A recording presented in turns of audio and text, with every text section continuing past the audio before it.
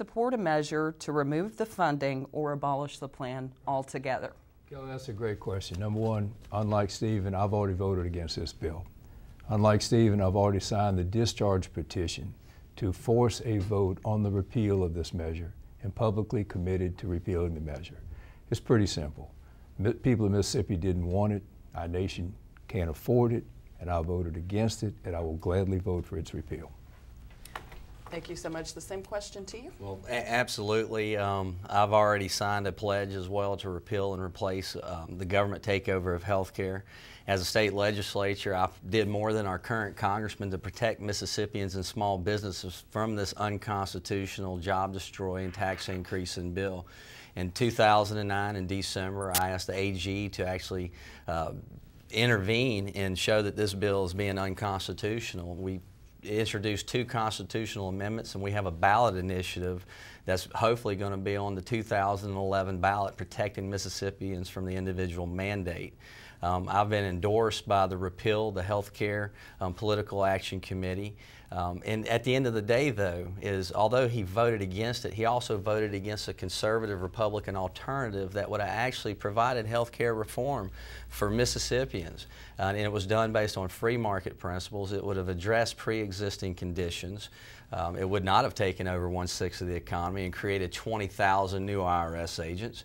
It would have address the situation and reduce the barriers of competition so people could find affordable insurance and be able to have availability of health care. And I will repeal it, and that's a promise that I've made, and it's a promise that I'll keep to South Mississippians. Thank you so much. You have 30 seconds for a rebuttal. Steven talks cheap. Actions talk louder than words. Bottom line is I bucked my own president, my own party's leadership, to vote against this bill. I was the first Democrat to sign the discharge petition. I was the first Democrat to say I would vote for its repeal. And quite frankly, the Republican version of the bill stunk almost as bad as the Democratic version. That's why I voted against it too. Thank you, Congressman. Our next question is from the Mississippi Press. There is uncertainty surrounding Northrop Grummann and its plans to spin off its shipbuilding sector. They've been awarded significant contracts in the past few weeks. This will go to you. If elected, what will you do to facilitate the company's transition and shipbuilding along our coast? Well, you know, Northrop Grumman's been a business partner, and the shipbuilding industry has been a business partner for South Mississippi for over 70 years. They have one of the greatest workforces, and they produce probably one of the greatest products for the Navy and the Marine Corps out of any of the other shipyards. At all costs, we must protect Northrop Grumman's shipbuilding capacity. You know, as of lately, there's been a lot of uncertainty, and that uncertainty shouldn't be there. We should be adding jobs, not laying off jobs. Yes, there's been a $40 million something to buy material and equipment, but you know, that material and equipment's not going to feed the families for the 642 people who have been laid off. If Northrop Grumman or our shipbuilding ever exits South Mississippi, it will be devastating not just to Jackson County, but it will be devastating to the entire South Mississippi and the Mobile County region. I think it's important when you're talking about job creation, be it shipbuilding or be it other products, it's a team sport. You have to work together with your senators, you have to work with the industry and the clients, and you have to do that from day one. You have to be a voice and you have to be active. So I will be extremely proactive in protecting Northrop Grumman's shipbuilding, bringing contracts here, expanding our fleet, and staying away from things that could actually cripple our shipbuilding industry in South Mississippi. Thank you so much. 2 minutes to you, Congressman Taylor. Same question. Kelly, for over 20 years, I've been that shipyard salesman in the House of Representatives. I've brought $45.6 billion worth of work to their yard because they do great work, and they have built 1/2 of all the surface combatants in the greatest Navy this world has ever known. I was one of the first people to recognize the potential for the DDG-51 and the potential for that ship to hold our nation's nuclear missile defense, and because of my work as the chairman of the Sea Power Subcommittee, we're going to put our nation's national missile defense on DDG-51s.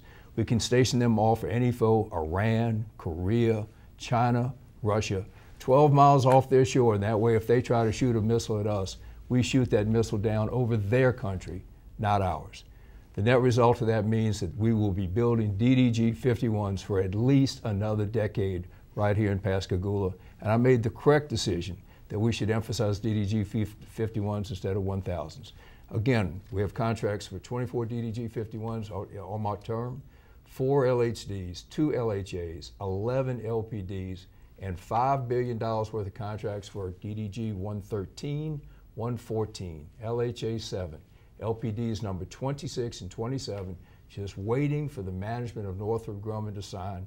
Because of my work as the chairman of the Sea Power Subcommittee, I tell the committee, this is what we're going to do, and they say, yep, that's what we're going to do. I would contrast that with a freshman who would have to go beg, plead, can I have a ship every now and then, so people are going to lose a job.